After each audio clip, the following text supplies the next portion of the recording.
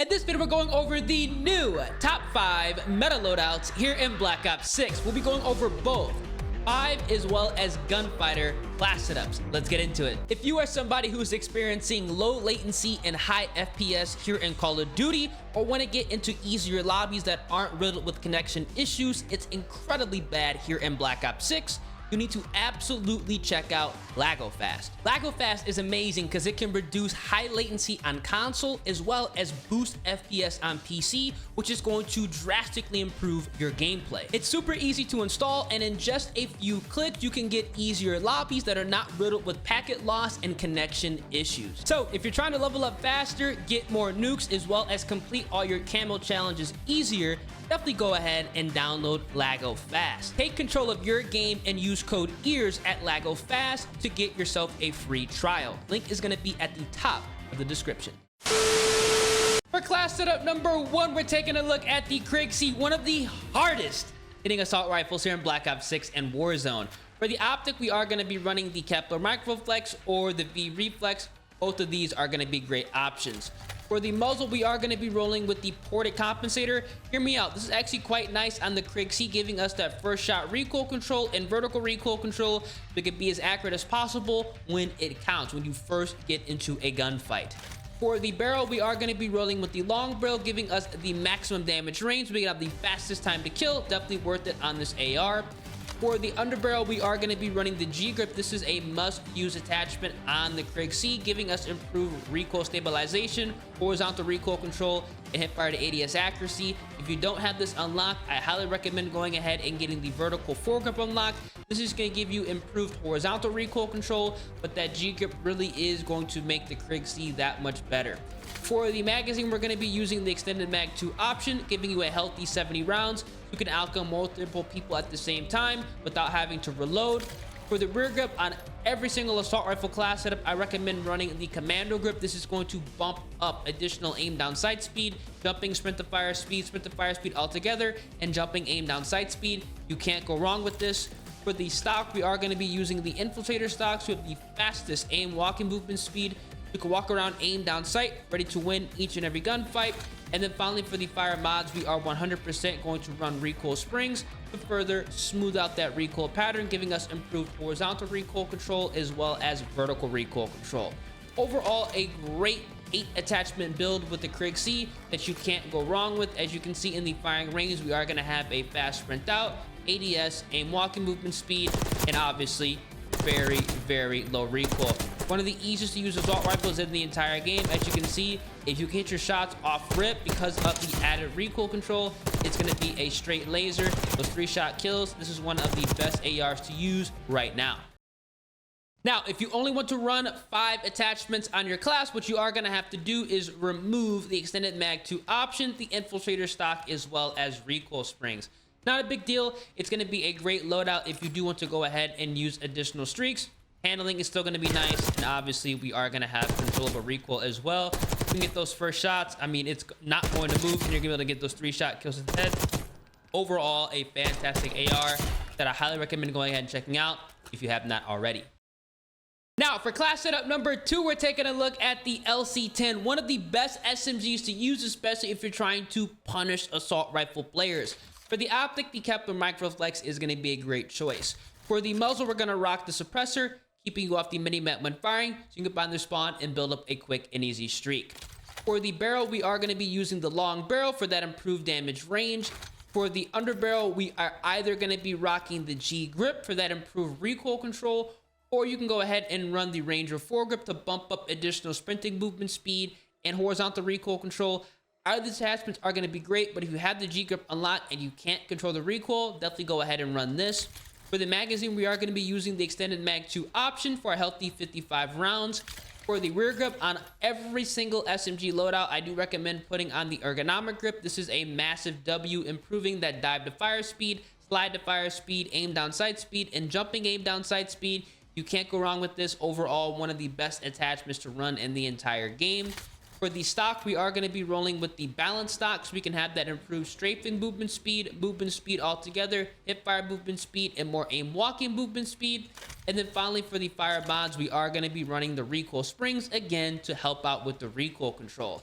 Once you go ahead and build this 8 attachment class setup, you are going to be very happy because we have an LC10 loadout that has a fast sprint out, ADS, aim walking movement speed, and as you can see here, very controllable recoil. This is going to be a suppressed SMG that you can use to outgun other assault rifle players, which is actually incredible when you think about it. And that's exactly why I recommend using this, because it's going to be an all-around monster.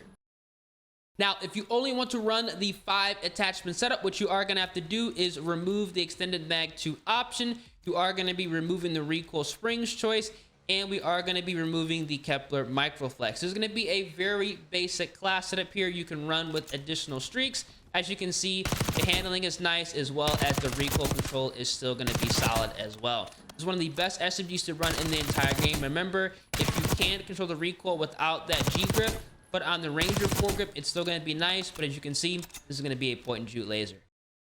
For class setup number 3, we're taking a look at the Model L, one of the best and more underrated assault rifles in the game. For the optic, Kepler Microflex. For the muzzle, we are going to be running the suppressor. For the barrel, I highly recommend putting on the long barrel. For the underbarrel, you guys know the drill. We're going to rock the G grip, but if you don't have it unlocked, feel free to put on the vertical foregrip. Both of these are going to be great choices. For the magazine, we're going to be using the extended mag 2 option for a healthy 50 rounds. For the rear grip on every single assault rifle loadout, we are going to be running the commando grip. For the stock, we are going to be using the infiltrator stock. And for the fire mods, I do recommend going ahead and putting on recoil springs. Overall, a solid assault rifle build here that you can't go wrong with if you want to run 8 attachments. As you can see, we have a fast sprint out, ADS, aim walking movement speed, and very controllable recoil. Overall, one of the best guns in the entire game. You can see we can still get those 3-shot kills to the head. Overall, one of the best ARs to use. I highly recommend checking it out. If the firing range does not, go ahead and glitch out. Let's do it again. 1, 2, 3. 3-shot kills to the head. You're going to be frying lobbies. Now, for the 5 attachment loadout, what you are going to have to do is remove the extended mag 2 option, the infiltrator stock, as well as the recoil springs. Overall, a solid class setup. Now, what you can see in the firing ranges, we are going to have still solid handling. Obviously, not the fastest aim walking movement speed, but this is going to be a nice AR. We could obviously get those 3-shot kills to the head still, and the recoil control is going to be there. This is why the Model L, in my personal opinion, deserves to be in a top 5 spot when talking about good assault rifles, because it really is just solid. For class setup number 4, we're taking a look at the LADRA, one of the fastest firing SMGs in the entire game. For the optic, Kepler Microflex is definitely a great choice. For the muzzle, unfortunately, running the suppressor isn't the best option. The compensator is needed to bump up additional vertical recoil control. This weapon does have a lot of it. For the barrel, we are going to run the long barrel. For the underbarrel, I highly recommend putting on the G grip with this submachine gun. For the magazine, we are going to be rolling with the extended mag 2 choice, giving you a healthy 56 rounds. For the rear grip, like on all submachine guns, we're going to be using the ergonomic grip. For the stock, I do recommend going ahead and putting on the infiltrator stock. And then finally, for the fire mods, we are going to run the recoil springs to help out with recoil control. Overall, a solid 8 attachment SMG setup here.